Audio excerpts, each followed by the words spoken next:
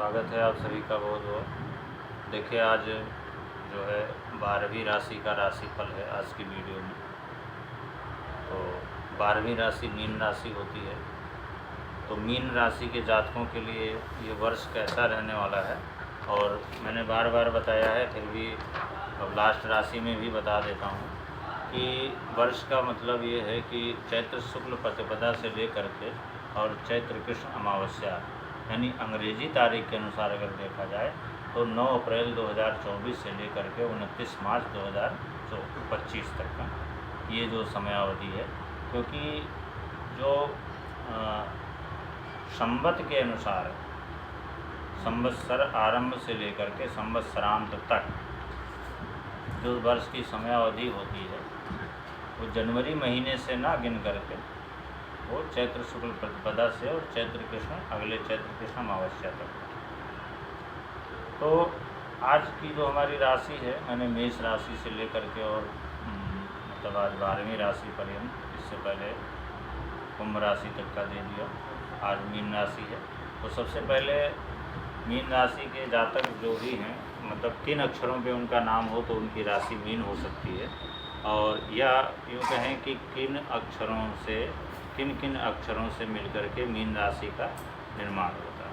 तो जैसे प्रत्येक राशि में 9 वर्ण पाए जाते हैं, तो इसी तरह से मीन राशि के अंतर्गत जो भी शब्द आते हैं तो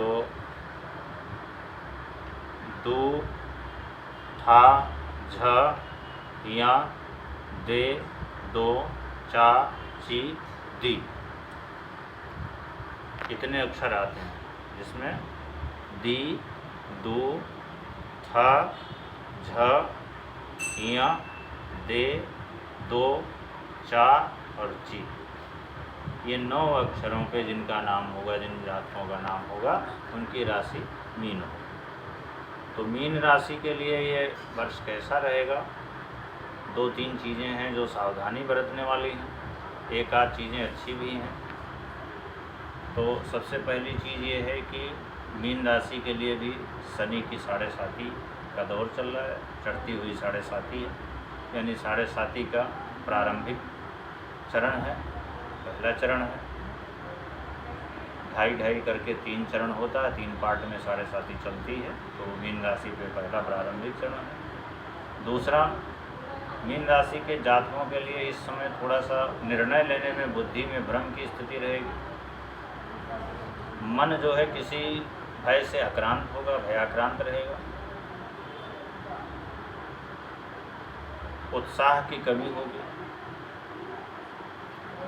अनायास लोगों से भय पैदा होंगे, निर्णय लेने की क्षमता कम हो जाएगी, और धन कुटुंब में भी दिक्कत हो सकती है, यानी आपका जो आर्थिक जो संतुलन है वो बिगड़ सकता है। थोड़ा बहुत ऋण की भी, कर्ज की भी स्थिति हो सकती है। परंतु ज़्यादा कर्ज की स्थिति नहीं होगी, ज़्यादा आर्थिक संतुलन जो है ज़्यादा गड़बड़ नहीं होगा। ये कुछ दिनों के लिए ही होगा, प्रारंभिक वर्ष के शुरुआत में ही होगा, वर्ष के प्रारंभ में ही होगा। 1-2 महीने बाद वो स्थिति फिर से पुनः जो है ठीक हो जाएगी। दूसरा, जीवन साथी के लिए ये समय, मीन राशि के जातकों के लिए, उनके जीवन साथी के लिए ये समय उपयुक्त नहीं होगा। जीवन साथी को किसी न किसी कष्ट से गुजरना पड़ेगा, खास करके शारीरिक परेशानी की स्थिति उत्पन्न हो सकती है। यद्यप ऐसा कुछ नहीं होना है जिसमें कोई घबराने वाली बात हो, जिसमें कोई बहुत ज़्यादा खतरा हो, बहुत ज़्यादा सोचने वाली बात हो, ऐसा कुछ नहीं होना है। कुछ मतलब रूटीन का ही कोई छोटी मोटी प्रॉब्लम, छोटी मोटी समस्या ही हो सकती है। तो जीवन साथी के स्वास्थ्य के प्रति सचेत, प्लस अपने साझेदारों से, जो कार्य क्षेत्र है वहाँ पे संबंधियों से, साझेदारों से भी सचेत रहने की आवश्यकता है, क्योंकि वो आपको धोखा दे सकते हैं, उनसे धोखा मिल सकता है।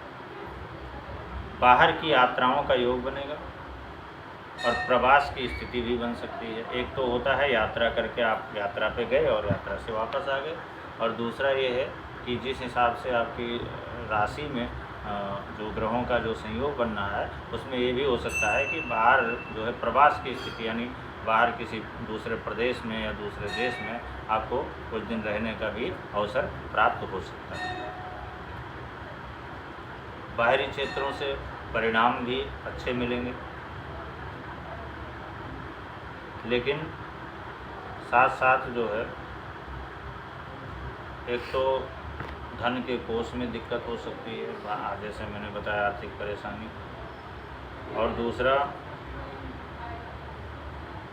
जो अच्छी बात ये है कि आपके जो शत्रु पक्ष है जो आपका, वो आपका सामना नहीं कर पाएगा, यानी शत्रु आपके स्वाभाविक रूप से परास्त होगा, यानी शत्रुओं का शमन हो जाएगा।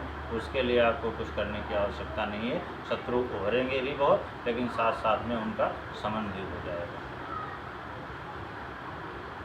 तो दो बातों का विशेष ध्यान रखना है कि एक तो व्यापार के दृष्टिकोण से उसमें आर्थिक हानि ना हो, लोगों से जो है विश्वासघात ना हो, उससे सतर्क रहना है। मन में भ्रम और भय की स्थिति बनेगी, उससे सावधान रहने की आवश्यकता है। और आर्थिक संतुलन थोड़ा सा बिगड़ेगा वर्ष के प्रारंभ में, इसके बाद में धीरे धीरे सही होता रहेगा। प्रवास की स्थिति बन सकती है, स्थान परिवर्तन हो सकता है, बाहर की यात्राएं करनी पड़ सकती है। और इन सबों में जो सबसे ज़्यादा कारण है वो ये है कि एक तो शनि की 7.5 चल रही, दूसरा राहु का जो गोचर है वो इस समय ठीक नहीं है। तो इस वजह से मीन राशि के जातकों को कुल मिला करके जो भी चीज़ें बताई गई उनसे सतर्क रहना, और यदि संभव हो तो शनि और राहु से संबंधित जो भी सरलतम उपाय हों, अगर वो संभव हों तो उनको ज़रूर कर लेना चाहिए। और इस विषय में अगर किसी को विस्तृत जानकारी चाहिए तो वो हमसे इस विषय में विस्तृत जानकारी भी ले सकता है, और ज़्यादा से ज़्यादा मीन राशि के जातकों तक इस वीडियो तक पहुंचाने का कष्ट भी करें, ताकि ज़्यादा से ज़्यादा लोगों को इसका लाभ मिल सके। बहुत बहुत धन्यवाद।